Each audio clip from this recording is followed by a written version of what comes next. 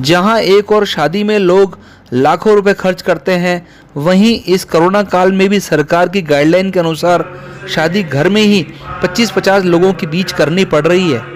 वहीं अजमेर में एक शादी मात्र 17 मिनट के साधारण तरीके से घर के कपड़ों में ही, यहाँ तक कि दूल्हा दुल्हन भी साधारण वेशभूषा में शादी रचाई है।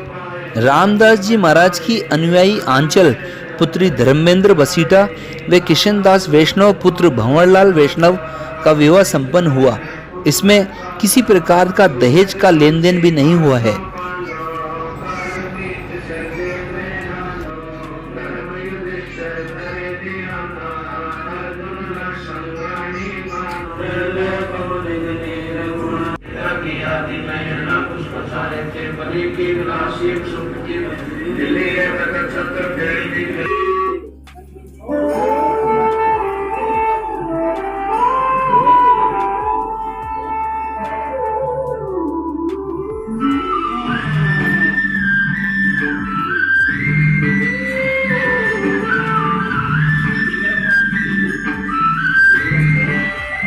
सामने देखो यहाँ भगत जी आत्महत्या करने की कगार पे आता है और अंततः वो आत्महत्या कर लेती है। लेकिन मैं सोचता था कि इसको किस प्रकार बंद किया जाए, लेकिन पॉसिबल नहीं होगा था क्योंकि अकेले के बिना है पॉसिबल नहीं है। लेकिन जैसे जैसे मैं थोड़ा सोचने लगा कि इसको बंद न्यूज़पेपर पढ़ता आगे देखता रहा, लेकिन उसके बाद में मेरे जीवन में एक ऐसा मोड़ आया कि मुझे ये पुस्तक मिली, जीने की राह। इसको मैंने पढ़ा और जितने भी संत रामपाल जी महाराज जी के अनुयायी है उनसे मेरी बात हुई। मैंने देखा कि सारे अनुयायी संत रामपाल जी महाराज जी की प्रेरणा से किसी भी प्रकार का कोई दहेज ना लेते ना देते, किसी भी प्रकार का कोई नशा नहीं करते हैं। ठीक है, तो मुझे ऐसा लगा कि इन लोगों के साथ जुड़ने से हो सकता है कि हमने जो दहेज हो सकता है, क्योंकि भारत सरकार भी अभी बहुत वो कर रही है कि दहेज को रोका जाए, लेकिन पॉसिबल नहीं हो पा रहा है कि रोकना। क्योंकि हम क्या करते हैं, निज पर शासन के अनुसार खुद पर दूसरों पर वो रूल अप्लाई करते हैं कि दहेज नहीं लेना चाहिए, लेकिन खुद क्या करते हैं, दहेज लेते हैं। हमारे गुरुजी संत रामपाल जी महाराज बताते हैं कि निज पर शासन फिर अनुशासन, मतलब पहले खुद पर अनुशासन लगाओ कि पहले खुद बिना दहेज की शादी करो और दूसरों को प्रेरणा दो।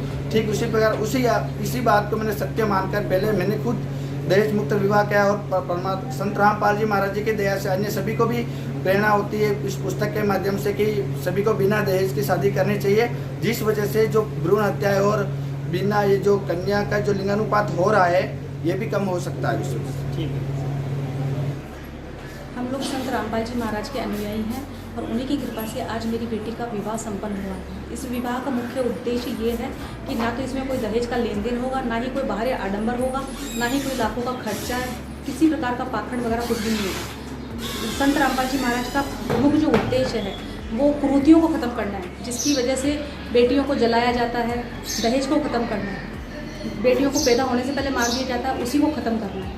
समाज के दूसरे लोगों को क्या संदेश देना चाहते हैं? समाज के दूसरे लोगों को ये संदेश देना चाहते हैं कि आप भी उन कुरीतियों को छोड़कर, बाहरी आडंबरों को छोड़कर या फालतू के मान बढ़ाई को छोड़कर सादा सिंपल तरीके से विवाह संपन्न करें और महाराज जो रामपाल जी महाराज का सत्संग देखें, सुने, पुस्तकें पढ़ें। आपको पता पड़ेगा कि वो वास्तव में क्या संदेश देना चाहते हैं, वो समाज सुधार का कितना बड़ा कार्य कर रहे हैं। नाम बताइए।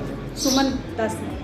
हमारे गुरु जी की आज्ञा के अनुसार, उसके नियम के अनुसार विवाह हो रहा है, इसको रेमेडी के द्वारा किया जाता है। हमारे गुरु जी मंगलाचरण द्वारा इसका विवाह किया जाता है। इसमें न एक रुपये का भी लेन देन नहीं होता है, अंतर्जातीय विवाह होता है और परमात्मा की आज्ञा से, संत रामपाल जी महाराज की आज्ञा के अनुसार कोई भी 1 रुपया का लेन देन नहीं होता। मेरी बेटी जिसका विवाह हो गया अभी, उसको न तो एक कपड़ा देना लेना, न कोई विवाह में 1 रुपये का खर्चा, सब परमात्मा की कृपा से, संत रामपाल जी की दया से ही ये संपन्न हो रहा है, जिसका हम बहुत आभारी हैं। और आप हम ये समाज में ये बताना चाहते हैं कि जो लाखों का, जो आज दिखावा हो रहा है, लाखों रुपए खर्च किया जाता है विवाह में, और ये लाखों का खाना, दहेज देना करना, ये सारी प्रथा को ख़त्म करना चाहते हैं। हमारे गुरु जी ये चाहते हैं कि कोई भी ये दहेज रूपी जो घर में आज ये चल रहा है, दहेज देना लेना, ये सब खत्म हो। और हमारे गुरु जी ये भी चाहते हैं कि परिवार में सुख शांति बनी रहे, इसलिए सारी परंपराओं को ख़त्म करते हुए सिर्फ बिल्कुल साधारण तरीके से विवाह को संपन्न कराना चाह रहे हैं। ये हम गुरु जी की आज्ञा के अनुसार ही कर रहे हैं और बहुत अच्छा है हमारे लिए। जाति विवाह या अंतर्जातीय विवाह? ये हमारा अंतर्जातीय विवाह है, जिसमें कोई भी जात भेदभाव कोई नहीं है, कोई ऐसे नहीं ऊंच नीच, या बड़ी जाति या SC कोई कोई शादी के लिए कौन आएंगे आपके? ये हमारे आश्रम के द्वारा हमारे संत आश्रम से संत अब्बाजी महाराज के शिष्य आएंगे और वो इस सेरेमनी को करवाएंगे। उनकी आज्ञा से ही ये विवाह संपन्न हुआ। नाम बताइए आपका नाम। मेरा नाम धर्मेंद्र दास है।